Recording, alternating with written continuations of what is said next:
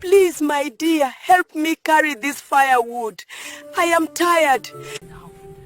Are you mad, old fool? Do you even know who you are talking to? I'm sorry. I did not mean to offend you. I only asked for help. I am Princess Adaku, daughter of the great king. And you think I will stain my hand this carrying firewood for a wretched old woman like you? Please, I only asked for help. How dare you look at me like that? Kneel down and apologize to me now, before I punish you further. Adaku, you are rude. Is this how you treat those who ask for help? Kneel down now, or else. No! You have not slapped an old woman today, princess. You have slapped a spirit that watches over this land. For this, Adaku, you shall be cast out. The people you despise will reject you. Have mercy! The doors you once walked through with pride will be shut against you. 60 days to change your heart. If you fail, you shall remain a monster forever. 60 days.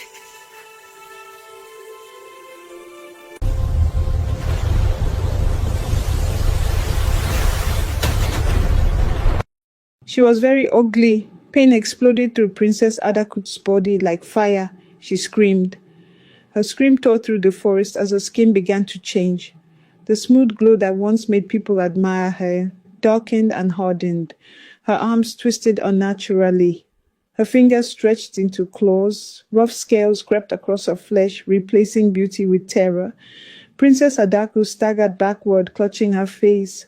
No, no, this is not happening, she cried. She looked down at her hands and screamed again. They were no longer delicate. They were monstrous. Trembling, she searched the forest wildly with her eyes. Old woman, she shouted. Where are you? Come back. There was no answer. The old woman was gone, as if she had never existed. Fear gripped Princess Adaku's heart for the first time in her life. She turned and ran. She ran back toward the village, her feet pounding the earth, her breath uneven, her heart filled with terror. Her fine wrapper tore as she ran, her beads scattered across the path, forgotten. As she entered Unoba, the villagers saw her, and they froze. This is Princess Adaku, someone whispered. She tried to cover her face, but there was nowhere to hide. She was no longer beautiful. She was a monster. Princess Adaku pushed through the crowd, crying and screaming, until she reached the palace gates. The guards recoiled in fear, but recognized her voice. They opened the gates. Inside the palace, her father, the great king of Unoba, heard the chaos and rushed out. When he saw her, the mighty king staggered backward. Adaku, my daughter. The king fell to his knees. Immediately, he ordered messengers to run to every corner of the land. Bring me the best herbalists, the greatest healers, the wisest diviners, he commanded. Spare no cost. From distant villages and far kingdoms they came. They mixed roots and leaves. They chanted, they prayed, they sacrificed animals. They burned incense. They tried everything known to man. But nothing worked. Many refused to serve her anymore. The king wept as he watched his daughter from a distance, unable to help her. Finally, with tears in his eyes, the king made the hardest decision of his life. He ordered Princess Adaku to be locked away. Princess Adaku only grew worse. Her body became more twisted with each passing day. Her anger grew uncontrollable. She screamed endlessly. She attacked the palace walls. She lashed out at anyone who came near her. The maids suffered more than ever. She beat them mercilessly. She threw objects at them. She bit and clawed like a wild beast. Some maids fled the palace in fear. Others carried scars that would never heal. As the days passed, Princess Adaku's condition grew even worse. It was not only her appearance that changed. A terrible smell began to follow her everywhere. But with each passing day, the stench grew stronger, heavier, and more unbearable. The palace maids covered their noses when they approached her chamber. Some could not endure it at all. No amount of bathing could cleanse her. Rivers of scented water were poured over her. Herbs were rubbed into her skin.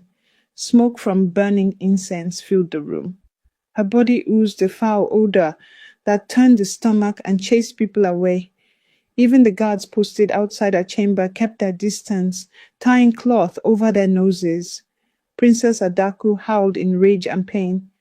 "Why won't it stop?" she screamed, smashing her claws against the walls. With the stench came madness. Desperate, he sent out search parties. "Find the old woman," he ordered. "Search every forest, every road, every village." Days passed, weeks passed. No one found her. The old woman had vanished from the world of men. Princess Adaku could no longer bear the silence of her prison. The stench clung to her body. The walls felt too close. Her anger boiled over like a pot left too long on fire. With a sudden burst of strength, she broke free from the palace parlor where she had been locked. The guards, frightened by her monstrous appearance and foul smell, scattered in fear as she burst into the open courtyard. "Come out," she shouted into the open space, and at the villagers, "Come and face me if you have mouths to mock me." People gathered slowly, cautiously at first, as if testing whether the old fear still worked. It did not. Children were the first to laugh openly. "Look at her," one child shouted, pointing without shame. "Is that not the princess who used to slap elders?" Another child laughed loudly. "She smells like something that died and refused to leave the earth." The laughter spread like wildfire. Princess Adaku felt her chest tighten. "Silence," she screamed, stepping forward, trying to summon the authority that once made grown men kneel. "Do you not know who I am anymore? We know who you were, princess, but look at you now. Your crown has fallen and your pride has turned against you." Adaku shook with anger. "I am still the king's daughter," she shouted. "You will not speak to me this way." "Where was that title when you stepped on my father because he did not greet you fast enough?" he asked slowly. "Where was that pride when you slapped my mother in the marketplace?" The children laughed again. "Monster," they chanted in ugly monster. Something inside Adaku snapped. She charged at them, screaming, waving her clawed hands wildly. But instead of running in fear, people stood their ground. Stones flew, sticks followed. She was beaten, not with mercy. Each blow carried a memory of pain she had caused. Every slap she gave, every insult she spat, every elder she humiliated. She fell hard onto the earth, dust filling her mouth, her body aching, her pride crushed beneath her own weight. "Please," she cried, her voice weak, broken, nothing like the sharp tone she once used to command. "Please, I am tired."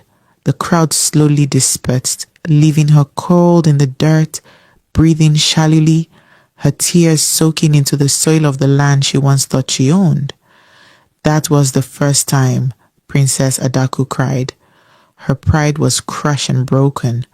For the first time, and in that silence, a terrifying thought finally settled in her heart. She had only 14 days left. 14 days to change. 14 days before the curse became permanent. 14 days before she would remain a monster forever. Her pride, she realized, would not save her. It had never saved her. It had only destroyed her. The next morning, hunger forced her to rise. She wandered through the village slowly, her head bowed. Children still mocked her, adults still whispered. But she did not shout, she did not raise her hand. She swallowed her anger like bitter medicine. She saw an old woman struggling to lift a bucket of water. Her chest tightened painfully. For a long moment, she stood there, battling the ghost of who she used to be. Then she walked forward. Kneeling slightly, she said, "Please allow me to help you, even if you reject me afterward." The woman stared at her in shock. "You?" she asked. "Princess Adaku?" Adaku nodded slowly. "I was once proud," she said. "Now I'm only trying to survive and to change." The woman hesitated, then released the bucket. Adaku lifted it. It was heavy. Her arms burned, her back screamed in pain, but she carried it anyway. From that day on, her pride melted away not in one moment, but drop by drop like wax before fire. She fetched water for widows who spat at her feet. She swept compounds where she was once worshipped. She carried firewood for elders she once stepped on, bowing deeply, apologizing again and again, even when they refused to forgive her. 14 days, she said to herself every night, counting on her fingers. 14 days, 13, 12. The people of Unoba watched in silence as the days passed, their eyes following Princess Adaku wherever she went, their hearts filled with shock and disbelief. This was not the Princess Adaku they knew. This was not the arrogant girl who once rode on the shoulders of guards, shouting at the weak and stepping on the old. This was not the princess whose voice made maids tremble and elders bow in fear. They saw her sweep compounds quietly, accepting insults without raising her voice, accepting mockery without lifting her hand. Is this truly Princess Adaku, the same girl who slapped elders? And yet, inside Princess Adaku, fear still lived, because the last day had come. That morning, the sky was heavy and grey, as if the heavens themselves were waiting. Princess Adaku walked slowly to the edge of the village, her steps weak, her heart pounding painfully in her chest. She sank to her knees, and she cried. She cried like a child who had lost her way. She cried until her chest hurt and her throat burned. She cried until the earth beneath her was wet with tears. So this is how it ends, she whispered brokenly. This is my fate. Her voice trembled as she spoke to the empty air. Please, I will never go back to my old ways, she sobbed. Never, even if I remain like this forever. She wrapped her arms around herself, shaking. I am disgusted by who I used to be, she continued, her voice heavy with regret. Just because my father was powerful, just because he was rich and feared, I treated the poor like they were nothing, like they are trash. Her tears fell faster. I thought power meant cruelty. I thought fear meant respect. I was wrong. I was so wrong. She pressed her forehead to the ground. If this curse must remain, she cried out, then let it remain. I deserve it. I only beg, let my heart never return to that darkness. Her shoulders shook violently as she wept, fully believing that she was about to remain a beast forever. Princess Adaku. Her body froze. Slowly trembling, she lifted her head. Her eyes widened in shock. Standing before her was the same old woman. It's you, Adaku whispered, rising weakly to her feet. The old woman smiled gently. I am glad, Princess Adaku, she said softly, that you have finally changed. Adaku fell to her knees again immediately. Please, she cried, I am so sorry. I did not know that pride and arrogance lead nowhere. I did not know they only destroy. Just because my father was rich and powerful doesn't mean I had the right to treat people like trash, she said painfully. I see it now. I see everything I was blind to before. The old woman stepped closer. I have watched you, she said. I have followed your days. I searched your heart, my dear, the old woman said, and I found it pure. Princess Adaku gasped. I have forgiven you. At that moment, something extraordinary happened. Princess Adaku felt a warmth spread through her body, gentle and powerful at the same time. A soft light surrounded her, glowing brighter with each heartbeat. Her twisted limbs straightened, her rough skin softened. The foul smell vanished like smoke in the wind. The monster fell away. When the light faded, Princess Adaku stood transformed. Her body restored, her beauty returned. even greater than before, as if the curse had never touched her. It was as though she had never been a monster at all. She stared at her hands, tears streaming down her face. Thank you, she cried, her voice shaking with gratitude. The old woman smiled one last time. Her body began to glow. Slowly, she transformed into a radiant spirit, her form shimmering with ancient power. Remember this lesson, Adaku, the spirit said. Power without humility is empty. Wealth without kindness is poison. And then she disappeared. When Princess Adako returned to the village, the people of Unwoba could not believe their eyes. They gathered slowly, cautiously, whispering among themselves, afraid that what they were seeing might disappear if they blinked too long. This was no monster. Standing before them was a young woman, glowing softly in the sunlight, her skin smooth and radiant, her eyes calm and gentle, her beauty greater than it had ever been before. Please forgive the wrongs of my past. The people stood frozen. Never, never in the history of Unoba had Princess Adaku bowed to anyone. From that day, her life changed completely. She began to walk the village paths on her own feet, refusing to be carried again.